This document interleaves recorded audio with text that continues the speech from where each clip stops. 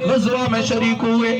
امام الانبیاء تاجدار کونین صلی اللہ علیہ وسلم اس غزوہ سے جب واپس پلٹے، امام الانبیاء کی بارگاہ میں بہت سے کافر قیدی بنا کے لائے گئے. ان قیدیوں میں جناب حلیمہ سعدیہ کی بستی کے کچھ لوگ بھی آئے. جب حضرت حلیمہ سعدیہ کی بستی کے لوگ امام الانبیاء کی بارگاہ میں قیدی آئے تو میرے آقا کی بہن جناب شیمہ انہوں نے اپنے ساتھ ایک بندے کو لیا. رسول اللہ کی بارگاہ میں آتی ہیں، کہنے لگی یا رسول اللہ میں آپ کی بہن آپ کے دروازے پہ آئی ہوا، کہا میں اپنے قیدیوں کو چھڑانا چاہتی ہوں. ارے میرے نبی نے صحابہ سے مشورہ کیا، کسی نے کیا مشورہ دیا، کسی نے کیا مشورہ دیا، لیکن خدا کی قسم میرے نبی نے فرمایا لوگوں یہ میری بہن میرے دروازے پہ آئی ہے، اسے کوئی فدیہ نہیں لیا جائے گا، بغیر فدیہ کے اس کے غلام آزاد کیے جائیں گے. لیکن رسول اللہ کے دروازے پہ جب رضائی بہن آئی جانے لگی تو میرے نبی نے خالی نہیں بکریوں کا بہت بڑا ریبڑ دے کے بھیجا اور اپنے غلاموں کو پیغام دیا اپنی شادی شدہ بہن کو اپنے اوپر بوجھ نہ سمجھا کرو، اگر دروازے پہ آ جائے تو جاتے ہوئے خالی نہیں میری سنت سمجھ کر تحفے دے کے بھیجا. بہن بنا کے میرے نبی نے یہ مقام دیا، بیوی بنا کے میرے نبی نے کیا مقام دیا. ام المومنین صدیقہ کائنات محدثہ حدیث مفسرہ قرآن ام المومنین جناب سیدہ طیبہ طاہرہ جناب عائشہ صدیقہ، جس عورت کا یہ مقام یہ شان ہے کہ 9 سال کی عمر میں رسول اللہ کے نکاح میں آتی ہے، 6 سال کی عمر پہ میرے نبی کے نکاح میں آئی. رخصتی ہوئی تو عمر جناب سیدہ کی 9 سال تھی، رسول اللہ کے گھر میں آتی ہے. اور جس سیدہ کا یہ مقام ہے میرے نبی کا آخری وقت ہے، حجرہ جناب اماں عائشہ کا ہے، گود بھی عائشہ صدیقہ کی ہے، لیکن سر اس گود میں کسی اور کا نہیں، نبیوں کے امام کا موجود ہے. بقول حضور سلطان العارفین اما عائشہ صدیقہ میرے نبی کا دیدار بھی کرتی ہیں اور دیدار کرتے ہوئے کہتی کیا ہے کہ اے تن میرا چشمہ ہووے تے میں مرشد ویکھ نر جان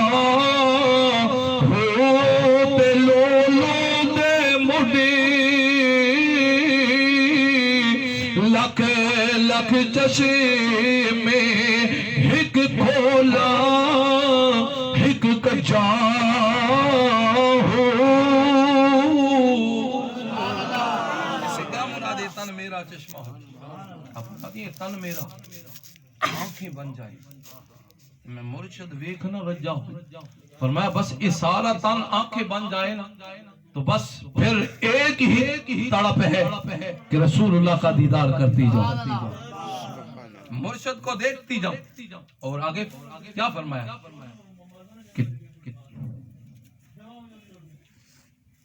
خیر بچے کوئی بات نہیں چھوڑے سرکار کے ذکر کی محفل میں بیٹھے محبت سے سمجھ نہیں ذکر غور کیجیے. آگے حضور سلطان العارفین فرماتے ہیں لو دے مٹھ لکھ چشمے ایک کھولا ایک کجاؤں. اس سے کیا فرماتے ہیں ہر بال کے نیچے میری ایک آنکھ بن جائے. یہ دنیا کے پانی کے چشموں کی بات نہیں، اس آنکھ کی بات ہو رہی ہے. اور فرماتے ہیں ہر بال میں اس کے ہر مڈ میں لولو دے مڈ لکھ چشمے ایک کھولا ایک کجا ہو. فرمایا ایک آنکھ کو بند کرو دوسری کھولو، بس اسی طرح میری زندگی بیت جائے اور اپنے سونے نبی کا دیدار کرتا چلا جاؤ. کیا خوبصورت ترجمانی کی. حضرت ام المومنین صدیقہ کائنات کی گود ہے، سر میرے نبی کا ہے. آپ فرماتی ہیں امام الانبیاء تاجدار کونین میری گود میں جناب عبداللہ بن ابی بکر میرے سامنے آئے، ان کے ہاتھوں میں مسواک ہے، میرے کریم نبی صلی اللہ علیہ وسلم زبان سے بولے نہیں لیکن میرے نبی کی آنکھیں اس مسواک کے اوپر اٹک جاتی ہے۔ فرماتی ہے میں سمجھ گئی رسول اللہ کے رازوں سے واقف سی، سمجھ گئی میرے نبی مسواک کرنا چاہتے ہیں۔ فرماتی ہے میں نے وہ مسواک لیا، اپنے دانتوں سے چبایا، اس کو نرم کیا، نرم کرنے کے بعد رسول اللہ کو دیا، میرے نبی نے وہ مسواک مارا تو گویا پتہ یہ چلا ام المومنین جناب سیدہ عائشہ صدیقہ میرے نبی کے ہر راز کو سمجھتی بھی تھی اور دنیا کو یہ پیغام بھی دے رہی تھی، لوگوں میرے نبی کو مسواک سے پیار ہے، مسواک کیا۔ یہ وہ خوبصورت رسول اللہ کی سنت ہے، اگر تمہارا معدہ کمزور ہے نا مسواک کیا کرو، رب العالمین معدے کی بیماریوں سے نجات عطا فرمائے گا، آنکھوں کا نور میرا رب تیز فرمائے گا، چہرے پر رب نور لائے گا۔ فرماتی ہیں سرکار میرے گود میں ہے، کئی مرتبہ سرکار میری گود میں جناب جبرائیل امین قرآن لے کے نازل ہوتے ہیں۔ یہ مقام ہے ام المومنین سیدہ عائشہ صدیقہ کا۔ آپ فرماتی ہیں کہ میرے کریم نبی صلی اللہ علیہ وسلم ایک غزوہ پہ جانے لگے، بات ادھر نکل گئی۔ فرماتی ہیں سرکار غزوہ پہ جانے لگے، فرمایا عائشہ کھانا تیار ہے؟ عرض کی یا رسول اللہ نہیں تیار۔ فرمایا عائشہ تم آٹا گوندو، محمد آگ جلاتے ہیں کام جلدی ہو جائے۔ آج اپنے اس دور کو بھی دیکھیے، اس دور میں اگر کوئی مرد کرے نا تو لوگ کہیں گے یہ رنگ مرید ہو گیا، یہی بات ہے نا کہتے ہیں۔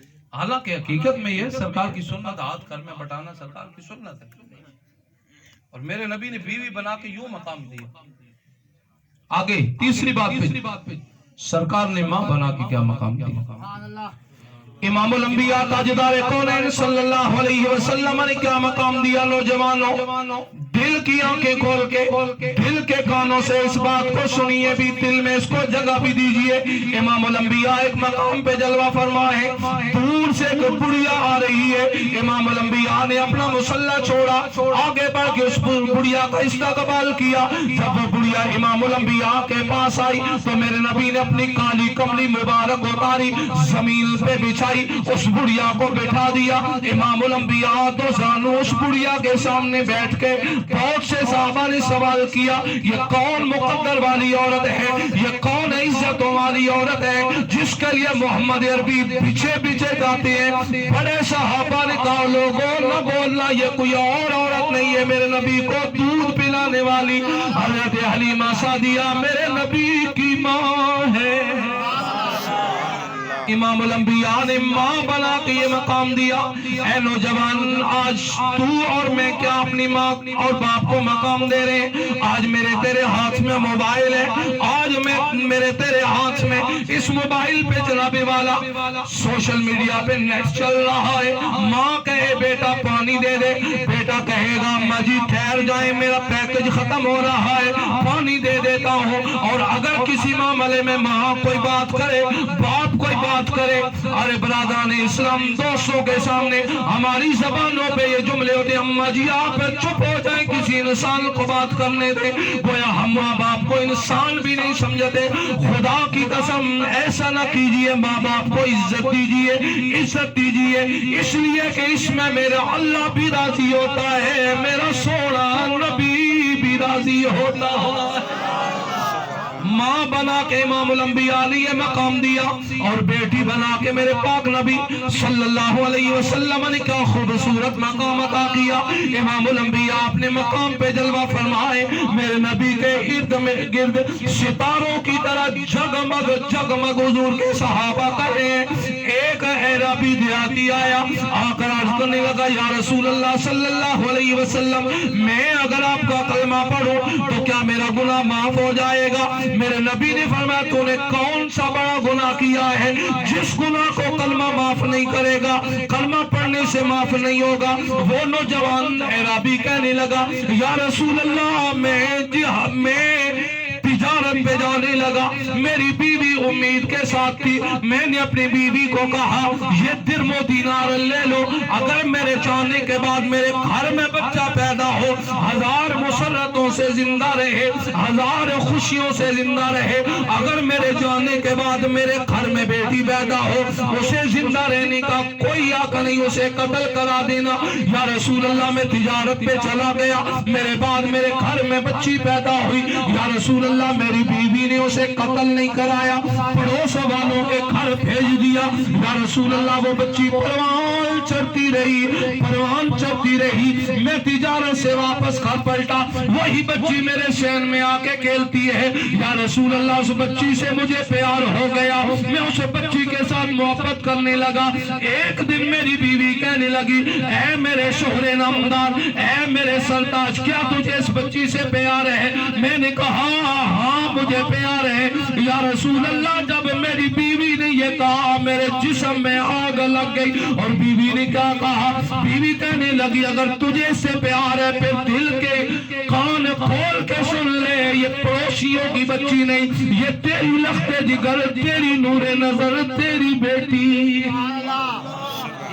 میرے جسم میں آگ لگ گئی. اور میں نے کیا کیا؟ اس بچی کو بالوں سے پکڑا, رسی اور زمین کو کھولنے والا کدال آلہ لیا. یا رسول اللہ میں اس بچی کو کسیٹ کے لے گیا مکہ سے باہر. یا رسول اللہ وہ بچی چیختی رہی لیکن مجھے کوئی اس پہ رحم نہیں آیا. امام الانبیاء کی بارگاہ میں عرض کر دے آقا کریم, پھر میں نے وہاں جا کے گڑھا کھودا.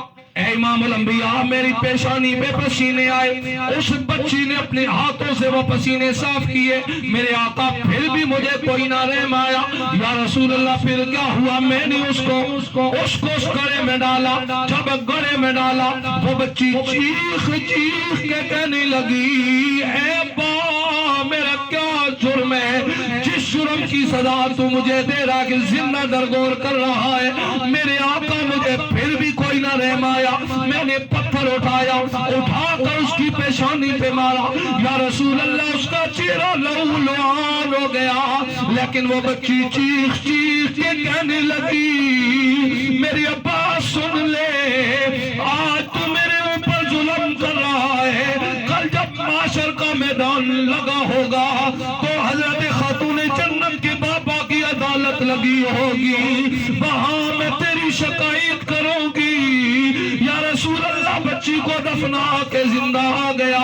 آج کئی ماہ بیت گئے, میرے آقا جب چرپائی پہ جاتا ہوں وہی بچی کے کلمے میرے کانوں میں گونجتے ہیں.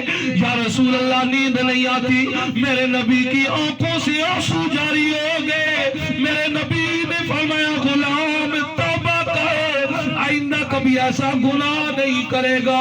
اس نے توبہ کی. پھر میرے نبی نے کلمہ پڑھا کے سینے لگا کے فرمایا غلام جا, اب میرے مالک نے تیری زندگی کے گناہوں کو معاف فرما دیا ہے. گویا میرے نبی نے بیٹی بنا کے یہ مقام دیا.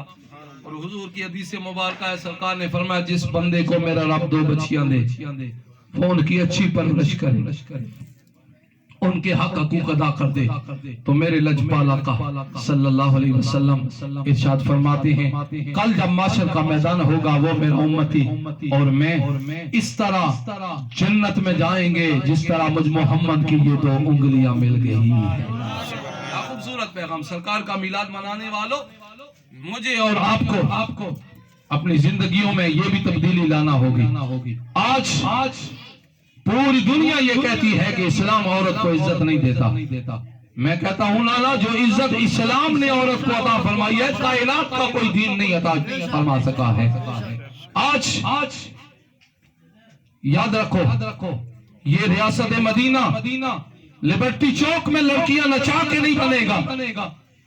فیض آباد یدی چوک میں لڑکیاں نچا کے یہ مدینہ نہیں بنے گا. ریاست مدینہ اگر بنانا چاہتے ہو تو پھر ان بچیوں کے سروں پہ عزتوں کی چادریں دے دو, خدا کی قسم رب العالمین کا کرم ہو جائے گا. آخری بات, حضور کی بارگاہ ہے, حضور کی کچہری ہے, مسجد نبی میں ایک کافرہ نوجوان بچی قیدی بن کے آتی ہے. تو میرے رسول نے جب دیکھا نا دور وہ بچی سر پہ چادر نہیں بیٹھی ہے تو میرے نبی نے اپنی کالی کملی اتاری، اس کافرہ بچی کو بلا کر میرے نبی نے اس کا سر ڈھانپا، سر ڈھانپا۔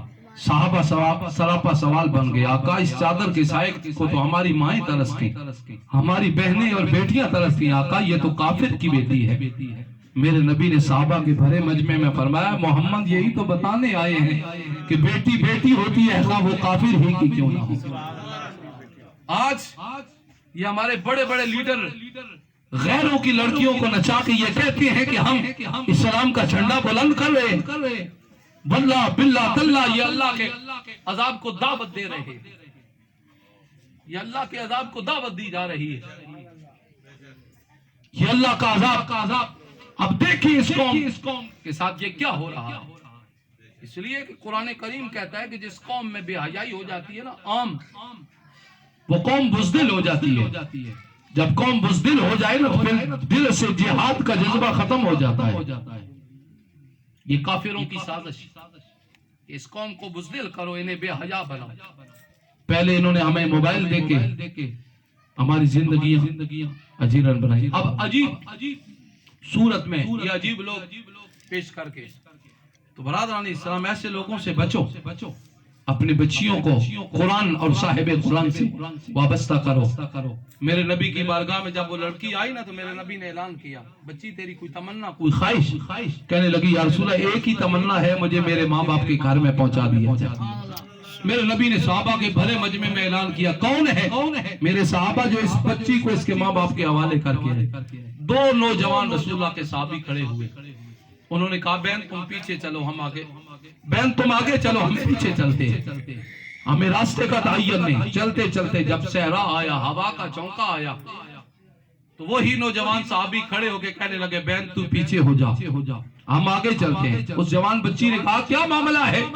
کہنے لگے ہمیں محمد کریم نے تیری عزت کا امین بنایا، ہم نہیں چاہتے کہ ہوا کا چونکا بھی تیری عزت میں دخل دے۔ رسول اللہ کے صحابہ کی سیرت اور شریعت تو یہ ہے کہ ہوا کا چونکا بھی عورت کی عزت میں دخل نہ دے۔ سرکار کا میلاد منانے والوں، مجھے اور تجھے اپنی آنکھوں میں شرم و حیا کی دولت پیدا کرنے ہوگی۔ جب ہماری آنکھیں شرم سے جھک جائیں گی پھر وقت آئے گا رسول اللہ کی شریعت اس کائنات میں نافذ ہو جائے گی، تو سمعین ذی قدر جہاں سرکار کا میلاد ہوتا ہے وہاں میرے مالک کا کرم ہوتا ہے۔ اس لیے کرم ہوتا ہے کہ جہاں سرکار کا میلاد ہوتا ہے سال بھر اللہ کی رحمتوں کا نزول ہوتا ہے۔ میرے پاس 2010 کی ایک اخبار پڑھی ہے، 12 ربیع الاول کی نوائے وقت کی ایک اخبار ہے، اس میں خبر لگی تھی 2010 میں، یہ ادھر لاہور کی سرزمین پہ ایک مقام تھا، ایک ایسا بندہ تھا جسے فالج تھا، اس کی کیفیت یہ تھی وہ کروٹ نہیں بدل سکتا۔ سرکار کا یہ خوبصورت ربیع الاول کا مہینہ طلوع ہوا، قریب مسجد میں سرکار کا میلاد ہوا، تو اس نے گھر والوں کو اشارہ کیا کہ میری چارپائی اٹھاؤ مسجد کے صحن میں رکھے ہو۔ اب اس نے گھر والوں نے چارپائی اٹھائی، مسجد کے صحن میں رکھی، سرکار کا میلاد ہوا۔ اختتام پہ وہی خوبصورت مقبول کلمے جو سیدی اعلیٰ حضرت نے اس امت کو عطا کیے، مصطفیٰ جان رحمت پہ لاکھوں سلام، شمع بزم ہدایت پہ لاکھوں سلام۔ جب یہ خوبصورت کلام شروع ہوا نا، اس جوان کے دل میں تڑپ اٹھی کہ مالک تیرے نبی پہ سلام، اور میرے اندر یہ طاقت نہیں کہ کھڑا ہو کے پڑھ سکوں۔ مالک نبی کا ذکر ہے، اس کی برکت سے کرم فرما۔ بس دل کی تار مالک سے ملائی، سرکار کے میلاد میں اس پہ کرم ہوا، لوگ دیکھتے رہ گئے، جس کی کروٹ 4 بندے مل کے بدلتے تھے وہ خود کھڑا ہوا، چل کے آگے بڑھ کے پڑھنے لگا مصطفیٰ جان رحمت پہ لاکھوں۔ تو جہاں میرے سونے نبی کا میلاد ہوتا ہے وہاں پھر یہ کرم ہوتا ہے کہ مالک بیماریاں بھی اٹھاتا ہے، دکھوں کو بھی اٹھاتا ہے۔ اگر مالی تنگدستیاں ہیں تو میرا مولا ان تنگدستیوں کو سرکار کے ذکر سے دور فرماتا ہے۔ مالک آپ جیسے نیک لوگوں کا صدقہ میری اور آپ کی حاضری اپنی بارگاہ میں قبول فرمائے، اور آپ ہی جیسے نیک لوگوں کا صدقہ مالک مجھ گناہگار کی بخشش فرمائے۔ وآخر دعوانا